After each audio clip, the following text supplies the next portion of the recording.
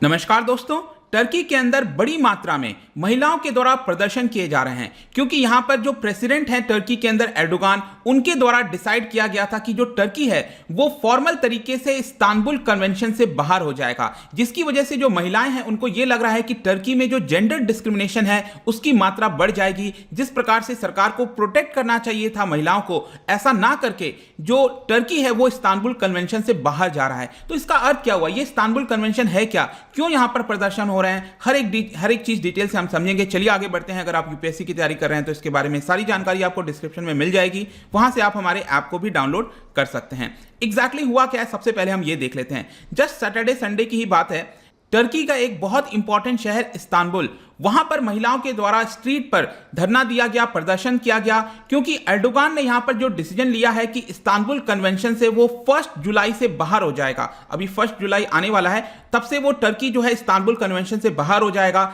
इसकी वजह से जो जेंडर डिस्क्रिमिनेशन है, जो जेंडर वायलेंस है, हत्याएं की जाती है महिलाओं की, वो और ज्यादा बढ़ते हुए देखने को मिलेगी। इसकी वजह से जो महिलाएं हैं वो प्रदर्शन कर रही हैं। मैं आपको बता दूं कि इसी साल 20 मार्च को एर्डोगान के द्वारा, टर्की के द्वारा डिसाइड किया गया था कि वो इस पर्टिकुलर कन्वेंशन से बाहर हो जाएगा और 1 जुलाई को वो फॉर्मल तरीके से रिनाउंस करेगा, मतलब वो बाहर होने का 1 जुलाई से वो फॉर्मल तरीके से हट जाएगा इस कन्वेंशन से। ऑल्दो मैं बता दूं 10 साल पहले ही टर्की ने इसको ज्वाइन किया था, लेकिन अब जाकर वो विड्रॉ कर रहा है इससे। तो यहां पर प्रोटेस्ट के बारे में जल्दी से थोड़ा सा देख लेते हैं। जो लोग हैं वो काफी ज्यादा अफ्रेड हैं अपने राइट्स को लेकर, स्पेशली यहां पर महिलाओं की मैं यहां पर बात कर रहा हूं। उनके द्वारा बताया जा रहा है कि ऑलरेडी जो टर्की के अंदर कंजर्वेटिव गवर्नमेंट है उसकी वजह से टर्की ऑलरेडी अपने लो पॉइंट पर चल रहा है। जिस तरह की फ्रीडम मिलनी चाहिए वो नहीं मिल पा रही है टर्की के अंदर, और फर्दर यहां पर कन्वेंशन से बाहर होके टर्की जो है वो जेंडर डिस्क्रिमिनेशन को बढ़ावा देने की कोशिश कर रहा है। यहां पर जो प्रोटेस्टर्स हैं उनका यह कहना है कि 1 जुलाई के बाद भी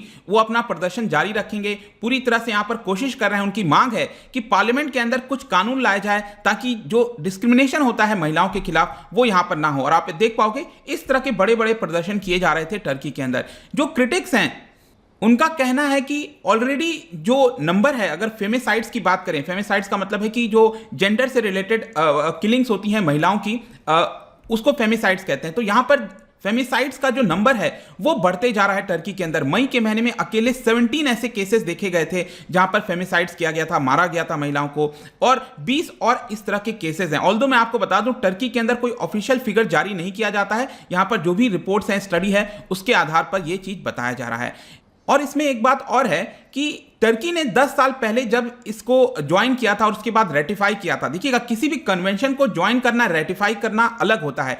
आपने कोई इनिशिएटिव, कोई इंटरनेशनल ऑर्गेनाइजेशन या किसी को भी ज्वाइन कर लिया, फॉर्मल तरीके से सिग्नेचर कर लिया, वहां पर जाकर वो आपका सिग्नेचर होगा, लेकिन आपको रेटिफाई करना होता है, मतलब देश के जो पार्लियामेंट है वहां से एक लॉ पास कराना होता है। इसका मतलब हो गया रेटिफिकेशन। तो यहां पर जब रेटिफिकेशन किया गया था टर्की के द्वारा, तो उस समय पार्लियामेंट ने एक तरह से एग्री किया था कि जो महिलाओं के खिलाफ अत्याचार है उसको रोकने की कोशिश की जाएगी। इनफैक्ट मैं आपको बता दूं जो एर्डोगान है प्रेसिडेंट, उनकी जो डॉटर हैं उन्होंने भी इसको पूरी तरह से सपोर्ट किया था। लेकिन उसके बाद से धीरे धीरे क्या होता हुआ है कि टर्की के अंदर जो व्यूज हैं जेंडर वायलेंस और इस पर्टिकुलर इस्तांबुल कन्वेंशन को लेकर, वो आपका शिफ्ट होता गया है। मतलब कि जिस तरह से सपोर्ट पहले किया जाता था इस्तांबुल कन्वेंशन को, ये अब उसके अपोज में आ गए हैं। स्पेशली जो एर्डोगान की पार्टी है, एके पार्टी, उसके अंदर बहुत सारे ऐसे लोग हैं जो कि नहीं चाहते इस्तांबुल कन्वेंशन के अंदर बने रहना, और उनका यह कहना है कि जो कन्वेंशन है वो एक तरह से एनकरेज करता है वायलेंस को। मतलब कि ये कन्वेंशन लाया ही इसीलिए गया था ताकि यहां पर वायलेंस को कम किया जाए। लेकिन जो कंजर्वेटिव्स हैं एर्डोगान के, उनका यहां पर कहना है कि ये एक तरह से बढ़ावा देता है और ज्यादा जो है वायलेंस को। तो क्वेश्चन अब यहां पर यह आता है कि ये इस्तांबुल कन्वेंशन एग्जैक्टली है क्या, कब साइन किया गया? देखिए इसका फॉर्मल नाम अगर आप देखोगे, ये है convention on preventing and combating violence against women and domestic violence. तो इसके नाम से आप समझ गए होंगे कि जो महिलाओं के खिलाफ अत्याचार होते हैं, वायलेंस होता है, उसको रोकना, जो डोमेस्टिक वायलेंस हो गए उसको यहां पर प्रिवेंट करना। लेकिन क्योंकि ये साइन किया गया था 2011 में इस्तांबुल के अंदर, इसीलिए ज्यादातर हम इसको इस्तांबुल कन्वेंशन के नाम से जानते हैं। और इसकी जो पूरी ड्राफ्टिंग है इस कन्वेंशन की, वो किया गया था काउंसिल ऑफ यूरोप के द्वारा। काउंसिल ऑफ यूरोप एक ऑर्गेनाइजेशन है जो कि सेकेंड वर्ल्ड वॉर के बाद वजूद में आया था, इसको फाउंड किया गया था। बेसिकली ये कन्वेंशन अगर सरल शब्दों में मैं आपको बताऊं तो एक प्रकार का लीगली बाइंडिंग स्टैंडर्ड है। मतलब कि अगर जिस भी देश ने इसको ज्वाइन कर लिया, उनके ऊपर कुछ लीगली बाइंडिंग हो जाएगा कि आपको ये स्टेप उठाने होंगे ताकि जो महिलाओं के खिलाफ वायलेंस है, अत्याचार है, उसको रोका जा सके। इसके अलावा जो परपिट्रेटर्स हैं, मतलब जिन्होंने कानून तोड़ा है, उनके खिलाफ पनिशमेंट होना चाहिए, सख्त से सख्त कार्रवाई होनी चाहिए। यहां पर वायलेंस को प्रिवेंट करने की कोशिश करनी चाहिए, जो विक्टिम है उसको प्रोटेक्ट करना चाहिए। इस तरह के कुछ स्टैंडर्ड फॉलो करना पड़ता है अगर आपने इस कन्वेंशन को ज्वाइन कर लिया। इसके अलावा यहां पर गवर्नमेंट के ऊपर ऑब्लिगेशन आ जाता है कि एजुकेशन में उसको बढ़ावा दिया जाए, एजुकेशन में जो जेंडर न्यूट्रल चीजें हैं उसको इंक्लूड किया जाए, डेटा कलेक्ट किया जाए। मैंने आपको क्या बताया, अभी तक टर्की के अंदर फेमिसाइड्स वगैरह के कितने नंबर्स हैं उसका डेटा कलेक्ट नहीं होता है। तो इस तरह के डेटा कलेक्ट करना है, सपोर्ट करना है विक्टिम्स को। और यहां पर अभी तक मैं बता दूं तो यूरोपियन कंट्रीज की बात करें तो 45 यूरोपियन कंट्रीज ने इसको ज्वाइन कर रखा है। अभी टर्की विड्रॉ कर लेगा तो 44 हो जाएगा, लेकिन अभी तक 45 है इसके अंदर। और ऑब्वियस सी बात है, जो European Union as an organisation ये भी इसका सिग्नेटरी है। तो यहां पर ये ट्रीटी अब कंट्रोवर्सी में क्यों आ गया है, मतलब कि ऐसी क्या कारण थे जिसकी वजह से टर्की के द्वारा डिसाइड किया गया कि हम इससे विड्रॉ कर जाएंगे। देखिए यहां पर जो क्रिटिक्स हैं, जो नहीं चाहते, जो कंजर्वेटिव्स हैं, जो नहीं चाहते ये कन्वेंशन को, उनका कहना है कि ये बेसिकली एलजीबीटी को प्रमोट करता है। अब देखो एलजीबीटी, आई एम श्योर आपको पता होगा, बेसिकली जो लेस्बियन हो गए, गे, बाइसेक्सुअल, ट्रांसजेंडर, तो इस पर्टिकुलर चीज को प्रमोट करता है। टर्की की जो ट्रेडिशनल फैमिली वैल्यूज हैं उसको अंडरमाइन करता है, ऐसा वहां के कुछ लोगों का कहना है। और साथ ही साथ वो लोग ये भी कह रहे हैं कि ये डाइवोर्स को भी बढ़ावा देता है, इट एनकरेजेस डाइवोर्स। ठीक है, तो इसी की वजह से ये अब कंट्रोवर्सी में आ गया है। पिछले काफी समय से, ऐसा नहीं है कि अचानक से हुआ है, पिछले काफी समय से इसकी चर्चा चल रही है कि इससे बाहर हो जाना चाहिए। और यहां पर अगर आप देखोगे इस कन्वेंशन के अंदर एक पर्टिकुलर चीज लिखा हुआ है, that is to protect victims from discrimination regardless of their sexual orientation. मतलब आपका सेक्सुअल ओरिएंटेशन कैसा भी हो, सेक्सुअल प्रेफरेंस कैसा भी हो, उसके बावजूद भी जो कंट्रीज होंगे, जो सिग्नेटरीज हैं इसके, उनको प्रोटेक्ट करना पड़ेगा विक्टिम्स को, उनको यहां पर मदद प्रोवाइड करनी पड़ेगी। इसके लिए यहां पर कई लोग कह रहे हैं कि ये एक प्रकार से गे मैरिजेस को बढ़ावा देने की कोशिश करता है। ये जो लिखा हुआ है ना, regardless of their sexual orientation और जेंडर आइडेंटिटी, इसकी वजह से ये जो कंजर्वेटिव्स हैं उनका अचानक से ये कहना हो गया है कि ये एक प्रकार से एलजीबीटी एजुकेशन को बढ़ावा देने की कोशिश करता है। इसकी वजह से हमें इससे बाहर हो जाना चाहिए, क्योंकि टर्की के जो ट्रेडिशनल वैल्यूज हैं उसको ये अंडरमाइन कर रहा है। लेकिन जो लोग इसको सपोर्ट करते हैं, जैसे कि मैं आपको एक एग्जांपल बताता हूं, यहां पर डैनियल हैं, spokes person for the council of Europe secretary general. उन्होंने इसको बताया कि देखिए ये जो वर्डिंग्स वगैरह हैं, ये तो हमेशा से यही वर्डिंग रहा है, जब से 2011 से इसको साइन किया गया है तब से ये रहा है। यहां पर बोला गया है कि जिस प्रकार से हिस्टोरिकल इनइक्वालिटी हुई है वुमेन और मेन के बीच में, उसको देखते हुए हमने यहां पर इस तरह के वर्डिंग्स को रखा है। और इस पूरे ट्रीटी का सिर्फ एक ही टास्क है, वो ये है कि जो वायलेंस है वुमेन के खिलाफ, डोमेस्टिक जो वायलेंस होते हैं, इसको किसी प्रकार से प्रोटेक्ट करना।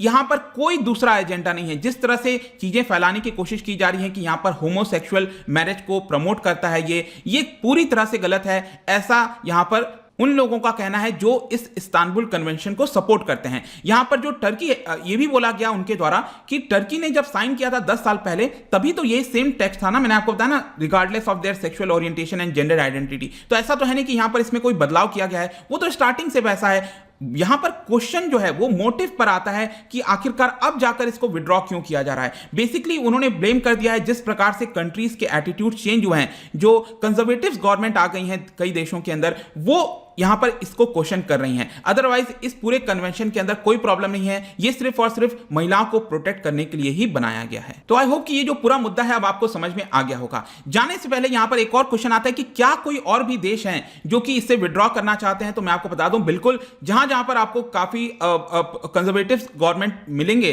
जैसे कि पोलैंड के अंदर यहां पर लास्ट ईयर ही बोल दिया गया था कि वो विड्रॉ करने की सोच रहा है। पोलैंड ने रेटिफाई किया था 2015 में। सिर्फ यही नहीं, इसके अलावा हंगरी है, बुल्गारिया है, इन्होंने साइन तो कर दिया था लेकिन ये रेटिफाई नहीं किए थे अपने पार्लियामेंट के अंदर। तो यहां पर 2020 में तो इन्होंने डिसअप्रूव कर दिया है, मतलब इन्होंने कहा है कि हम रेटिफाई नहीं करेंगे। बुल्गारिया के अंदर एक कॉन्स्टिट्यूशनल कोर्ट है, उन्होंने कह दिया है कि ये ट्रीटी अनकॉन्स्टिट्यूशनल है, मतलब इस ट्रीटी को ज्वाइन ही नहीं करना चाहिए। स्लोवाकिया जो है उन्होंने कह दिया है कि हम रेटिफिकेशन नहीं करेंगे। तो जब तक आप रेटिफाई नहीं करते हो किसी ट्रीटी को, उसका कोई मतलब नहीं रह जाता। टर्की ने इसको रेटिफाई किया हुआ था, लेकिन अब टर्की इससे बाहर होना चाहता है। इनफैक्ट यूरोपियन यूनियन के अंदर जो सर्वेज वगैरह हुए हैं उसमें आप क्लियरली देखने को मिलेगा कि महिलाओं के ऊपर काफी अत्याचार होता है। यहां पर आप देख सकते हो कि 1 in 3 women in the European Union has been the victim of physical और sexual violence, और यहां पर 55% जो महिलाएं हैं वो सेक्सुअल हैरेसमेंट की शिकार हुई हैं। इसके अलावा हर 3 में से एक महिला जो है वो बचपन में, चाइल्डहुड में किसी एडल्ट के द्वारा यहां पर सेक्सुअल वायलेंस का शिकार बनी है। आप समझ सकते हो कितना बड़ा नंबर्स है।